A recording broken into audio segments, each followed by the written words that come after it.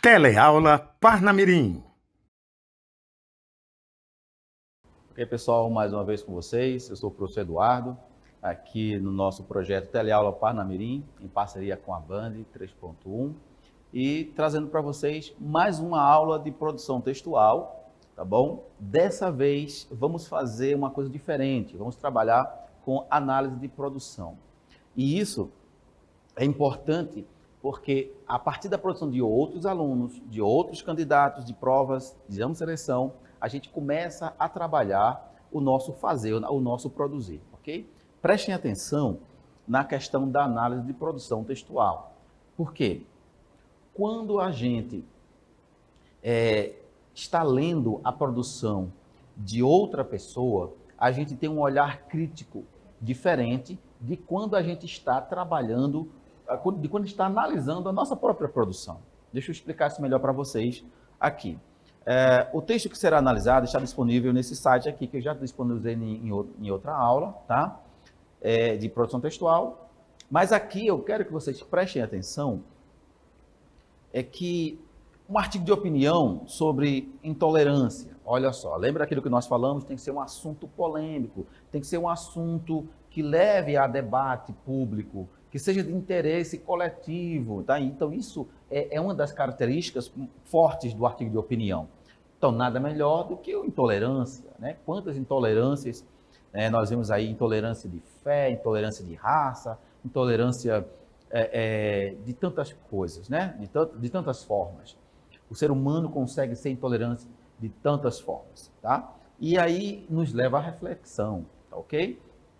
Preste atenção nesse texto aqui, e isso foi um texto naquele site disponível, a produção é da Maria Carolina. Preste bem atenção que, por uma questão de autoria, por eu não estar me apropriando de um texto que não é meu, eu coloquei aqui por Maria Carolina, tá? Mas ela, por exemplo, se ela fosse usar esse texto em uma prova, em um exame de seleção, ela não assinaria com o nome dela, tá bom, gente? Eu coloquei aqui para marcar a autoria dela. Esse texto não é meu, é um texto dela que está disponível na internet. Eu fui lá, peguei, e a gente só pode fazer isso, a gente fizer isso e colocar o site onde está disponível, tá bom?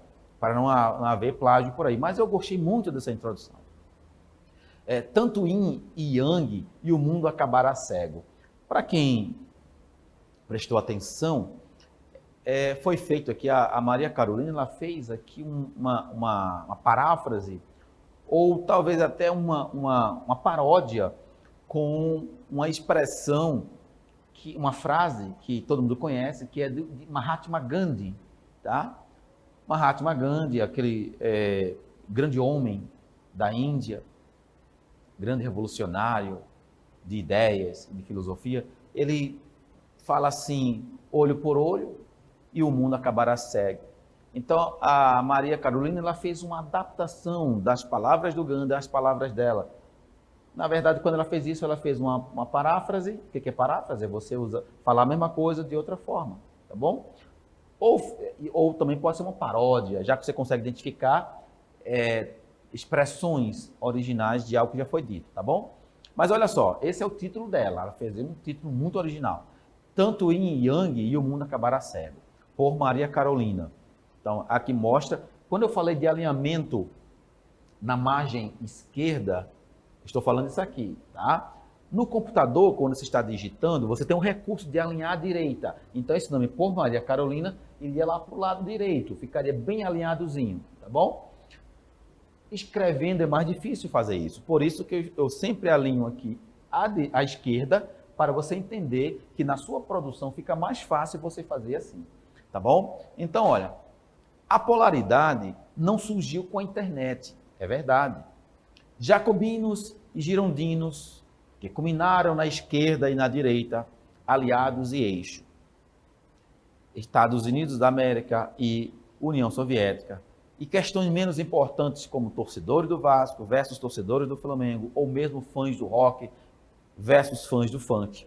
Do mesmo modo, não é de hoje que a intolerância faz parte da nossa sociedade, fruto da nossa quase incapacidade de lidar com as divergências.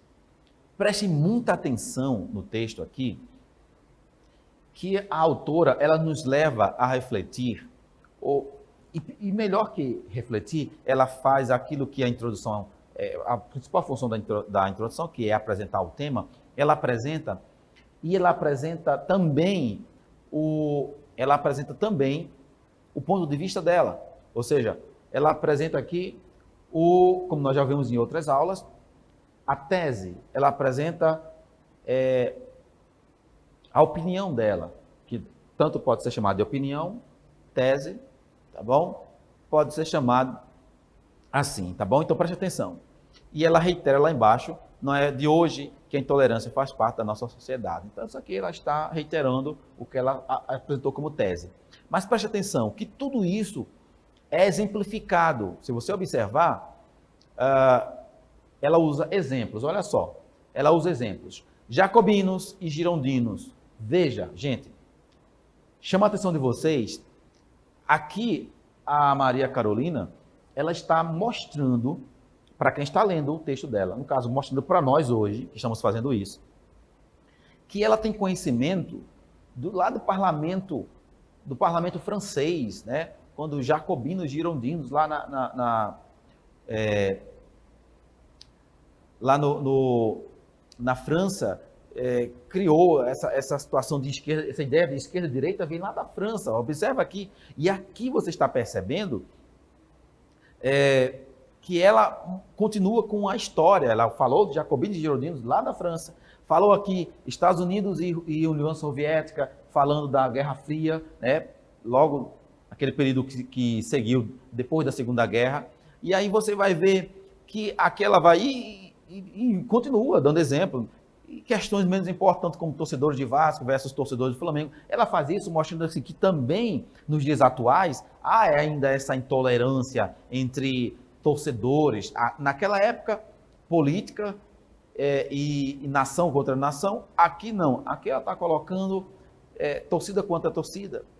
E aí vai continuando o rol de exemplo dela, ou mesmo fãs de rock versus fãs de funk. Veja, ela consegue mostrar na política, ela consegue colocar nas relações exteriores entre países, ela consegue colocar nas relações de times e nas relações de gêneros musicais, ela consegue colocar a intolerância como exemplo. E veja, olha que coisa bacana ela faz aqui.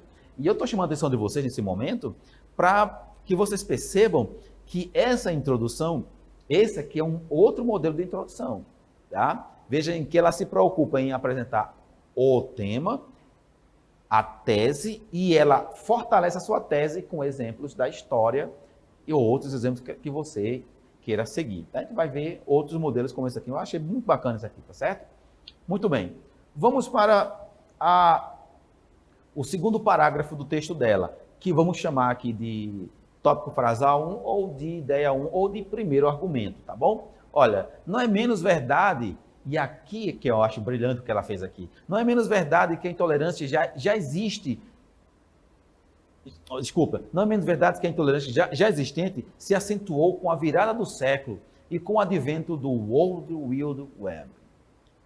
Tanto é que as brigas online, originadas por essa característica humana, receberam o nome de treta por seus adeptos. É como se isso tivesse virado um estilo de vida. Mais dia, menos dia, será patrimônio da humanidade. A finalidade? Embate de ideias pouco saudável, carregado de falta de tolerância e regado de excesso de egocentrismo. Uma coisa que eu acho bacana aqui nesse argumento, preste atenção aqui na expressão, não é menos verdade que. Isso aqui é um elemento, nós chamamos de conectivo, tá? Esses conectivos, eles valem ponto, tá? Quando você usa na sua redação, no início do seu primeiro argumento, no início do seu segundo argumento, você tem que ter uma espécie de conector, um conectivo. É uma expressão ou uma palavra que você vai usar para conectar essa ideia ao que vinha sendo falado antes. Geralmente, a gente, quase que aliás, é essencial que você use geralmente um bom conectivo no segundo parágrafo argumentativo para unir essa ideia à próxima ideia. Entende? Mas, neste caso aqui, eu gostei que a candidata ela fez questão de colocar não é menos verdade que. Por que eu estou chamando a atenção de vocês para essa expressão? Porque essa expressão dela está casando, lá na introdução que ela fez, olha, estou voltando para vocês perceberem, olha, na introdução dela, a polaridade não surgiu com a internet. É verdade. Olha a expressão que ela utilizou. Após a tese dela, ela colocou, é verdade. E aí você percebe a coerência e a coesão dela quando ela inicia o primeiro argumento com não é menos verdade. Ou seja, isso aqui está em harmonia com o que ela estava falando na introdução dela. Não é menos verdade que a intolerância já existente se acentuou com a virada do século e com o advento do World Wide Web. Preste bem atenção aqui. Vocês devem ter percebido uma coisa estranha nessa expressão, né? Com a virada do século e com o advento. Olha essa expressão que surgiu, o advento do World Wide Web.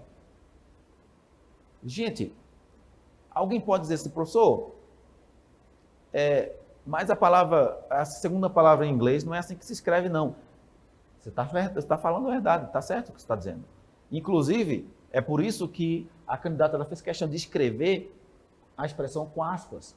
Por quê? Porque a palavra, porque o que significa, o que é World Wide Web? Na verdade, Wide Web significa rede mundial de computadores. Rede mundial de computadores. Quem é bom de inglês, presta atenção aí, ó. Se liga aí no mistério.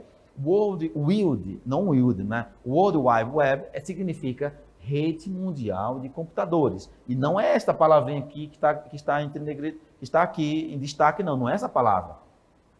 Tá? Preste atenção que essa expressão, o advento do World Wide Web, na verdade, eu quero que vocês prestem atenção na palavra que está entre aspas, tá? Que é justamente esta palavra aqui. Wild, se você é bom, se você já vai lá no dicionário rapidinho, foi lá, beleza? Significa o quê? Selvagem. Observa que wild em inglês significa selvagem. Neste caso, a aluna está mostrando conhecimentos linguísticos de língua estrangeira.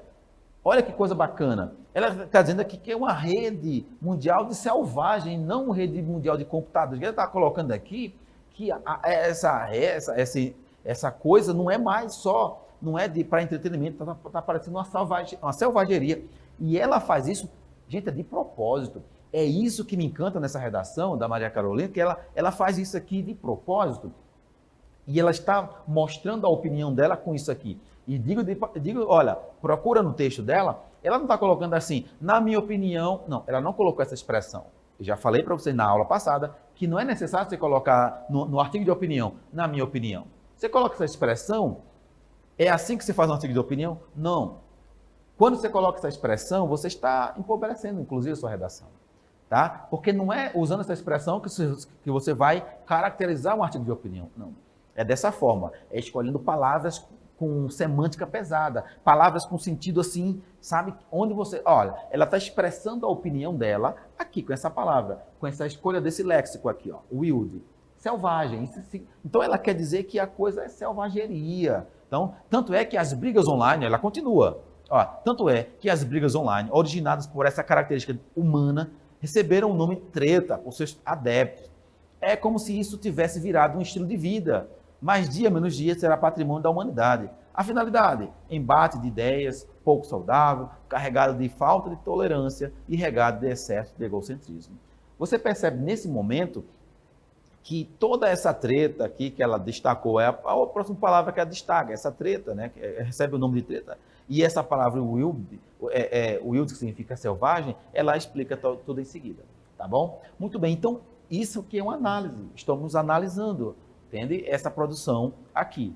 Por que estamos fazendo isso? Porque quando a gente analisa a produção textual do outro, a gente não vai copiar não, tá, gente? Se liga aí no mistério, não é copiar não. A gente vai aprender como é que a pessoa criou aquela ideia, porque a gente pode criar nossas próprias ideias baseadas nas ideias dos outros, tá bom? E não é copiar não, é fazer baseado como a pessoa fez. Ó, é claro que nem sempre esses debates são realmente sérios, como os que envolvem questões sociais. A exemplo do caso recente que originou a hashtag Somos Todos Maju, resposta ao racismo sofrido pela jornalista brasileira Maria Júlia. O que é de se espantar é que haja embate numa situação de racismo explícito ou mesmo velado. tá bom? E aqui eu quero que vocês prestem atenção que nesse parágrafo aqui, ela coloca assim, a exemplo do caso recente que originou a hashtag Somos Todos Maju. Neste momento, há claramente a citação, tá? A citação de algo que foi vinculado na mídia, tá bom? Então, é outra forma que você tem de usar o que nós chamamos, que eu falei na aula passada, que eu disse que ia lembrar vocês hoje, que nós chamamos de repertório sociocultural. O que é um repertório sociocultural? É aquilo que você lê. Lembra na última aula de redação que na introdução a gente citou uma frase de Cazuza? Pronto, ali é o seu repertório. Eu tenho alunos meus que escrevem redação e fazem citação de Legião Urbana, colocam lá Chico Sainz, tem gente que coloca Racionais, tem gente que... Então, tudo isso que é vinculado na mídia é o seu repertório cultural, é o seu repertório sociocultural. Então, e veja só, então, ela está mostrando que ela está antenada nas mídias. Olha, ela está antenada nos telejornais, nos blogs, tá? Então, você pode colocar uma coisa como essa, citando, fazendo uma citação, tá? Uma citação. E quando você faz isso, você aprendeu em tipo de argumento, você pode fazer citação de autoridade, quando você cita um especialista da área com dados, ou com dados quantitativos com fonte, ou uma exemplificação, como foi o caso na introdução, que foi colocada exemplificação histórica, ou aqui, no caso, uma exemplificação de algo que está na mídia. O que você não pode colocar, o exemplo do que está acontecendo com a sua vizinha. Na hora que você cita alguma coisa que aconteceu com a sua vizinha, ou com o seu vizinho, um acidente ali na esquina da sua casa, é algo muito seu, é muito subjetivo. Se você faz, a tendência é perder ponto. Por quê? Porque isso não é um repertório sociocultural, não é algo que pode ser ampliado. Tá entendendo? Esse exemplo não é bom que seja utilizado. E sim, você pode utilizar exemplos como esses, algo que foi vinculado na mídia. Tá bom? Então, você tem aqui diversas formas. Eu lembro de redações do exame de seleção, quando se falava sobre... quando se falava sobre essa coisa da imigração, teve aluno que citou aquele caso daquela criança que foi encontrada morta à margem do mar, né? Saindo da sua pátria, etc. Foi a mídia, né?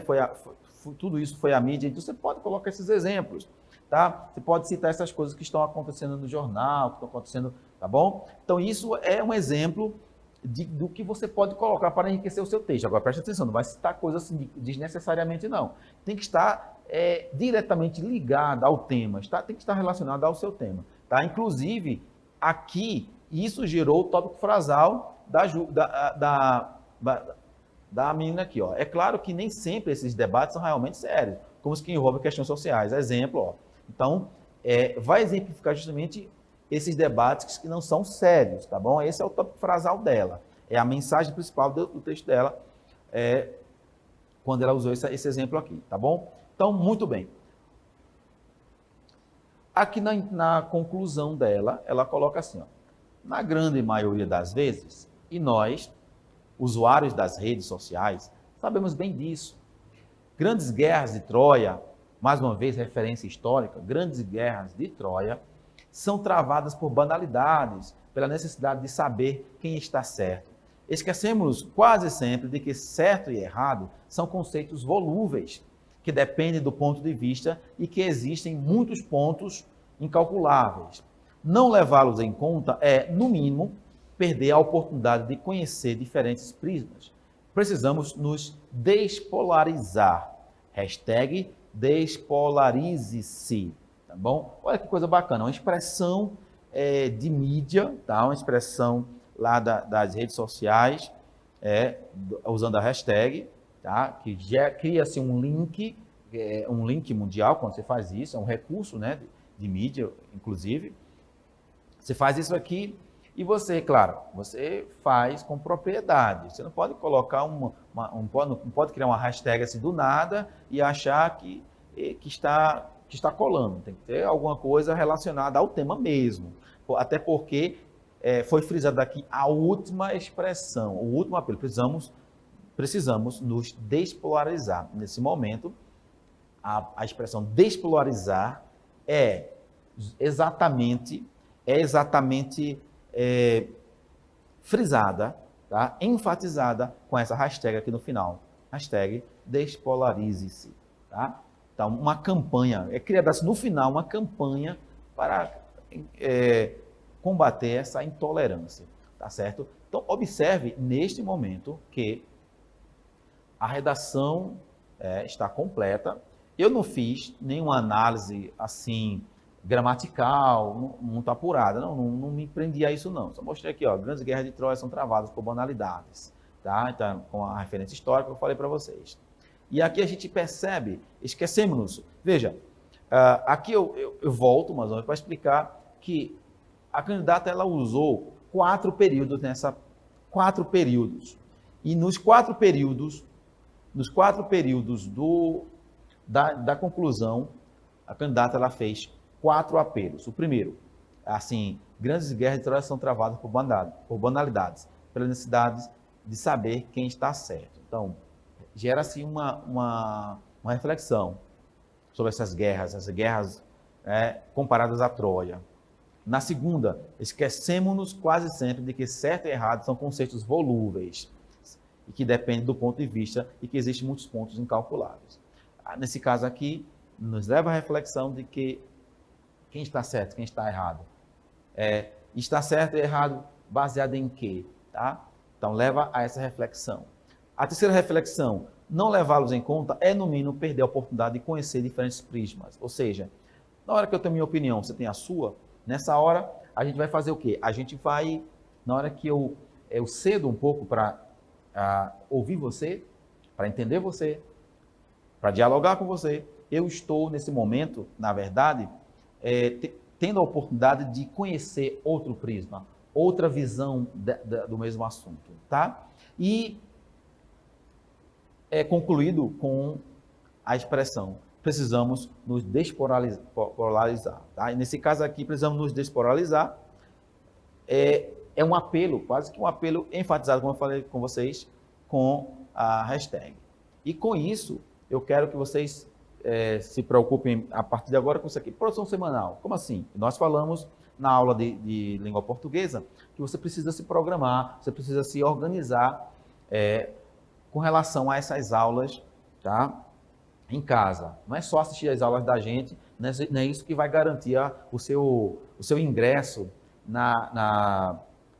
no Instituto Federal. Não é só isso, não. Você precisa fazer sua parte. E já está fazendo, assistindo as nossas teleaulas. Mas precisa se organizar mais. Precisa criar um roteiro de estudo. E essa produção semanal, ela como é que eu posso dizer? Meus alunos de antigamente já sabem como é que funciona isso. Se a gente tivesse tendo essa aula presencial, toda semana você teria que trazer uma produção textual para mim. Não necessariamente para ser lida, para ser corrigida assim na hora. Geralmente a gente faz essa produção textual para você colocar numa pasta, porque a produção repetida, você vai trabalhar com a sua cursividade, entendeu? Você vai criando uma cursividade, uma segurança no traçado. Por quê? O que é isso, professor? Entenda bem. Você está no seu rascunho, escreveu uma redação lá com 29 linhas, 28 linhas. Aí você não está produzindo muito em casa, ou seja, você não tem segurança no seu traçado, na sua cursividade. O que vai acontecer é que quando você for... Imagina, já aconteceu algumas vezes isso, tá? De você passar limpo uma redação com 28 linhas, vai para a folha definitiva e você só tem espaço para 30. Quando vai ver, você precisava de 31 linhas. Já aconteceu isso algumas vezes, tá? E já aconteceu de dobra, em vez de ser de 28 para 32 linhas. E aí você não tem mais onde colocar. Você perde o final da sua redação porque você não se programou. Então, quando você produz toda semana, você também está trabalhando com a cursividade, tá? Com a segurança no traçado das suas letras, tá bom? Que podem mudar, inclusive. Então é interessante que você comece em casa a trabalhar essa cursividade. Então, uma produção semanal. Por hora, você pode pegar essas propostas de redação, por hora na internet. Mas haverá um momento que nas próximas aulas, eu vou aqui deixar no final de cada aula uma proposta de redação por semana. tá? Porque na verdade já era para a gente estar fazendo isso. Toda semana uma proposta de redação. O problema é que eu não posso ainda passar para vocês, porque estamos agora na terceira aula de redação, tá? Então é pouco ainda, mas eu acho que já dá sim, porque a gente não pode também estar esperando aí, tá bom? Demais, porque a gente não tem muito tempo para isso, tá bom? Então preste atenção para a nossa ideia. Essa proposta semanal, ela vai ser dada nas próximas aulas. Eu vou colocar aqui um tema e você produz em casa, tá? Algumas pessoas me têm nas redes sociais, de repente a gente pode interagir por lá, postar algumas dicas, mas por hora a gente vai colocar aqui no geral os alunos da professora Ana, tá? A gente vai sempre falar com a professora Ana sobre essas produções, tá? E aí, na hora em que eu colocar para vocês, tá? Vez por outra, eu vou precisar colocar aqui. Então, eu posso colocar pelo WhatsApp, a professora Ana pega lá e joga para vocês nas redes sociais, e vocês trabalham esse tema, tá? Para manter uma unidade, manter um padrão aqui. Mas eu vou colocar aqui sempre no final da aula de redação da gente, na aula de produção textual, eu vou colocar aqui uma proposta. E o bom é que os meus alunos do Alzelina vão seguir, é bom que meus alunos do Silvino vão seguir, o bom é que os alunos da professora Ana, da Escola União do Povo, também vão seguir.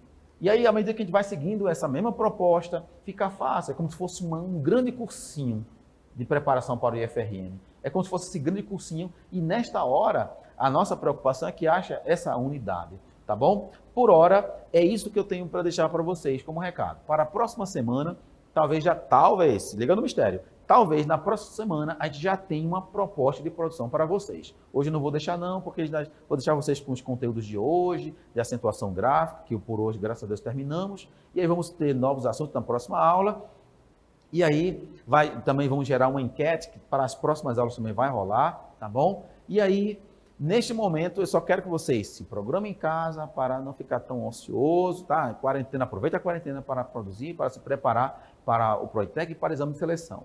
E aqui, enquanto isso, nós aqui fazemos nossa parte, trazendo novidades, trazendo macetes, e vocês em casa vão anotando tudo, vão se preparando, porque a vitória de vocês também é a nossa vitória. E aí, até a próxima aula, espero que vocês, até lá, estejam bem preparados e dispostos a aprender cada vez mais conosco. Sou o professor Eduardo, fico por aqui hoje, e até a próxima aula, se Deus quiser.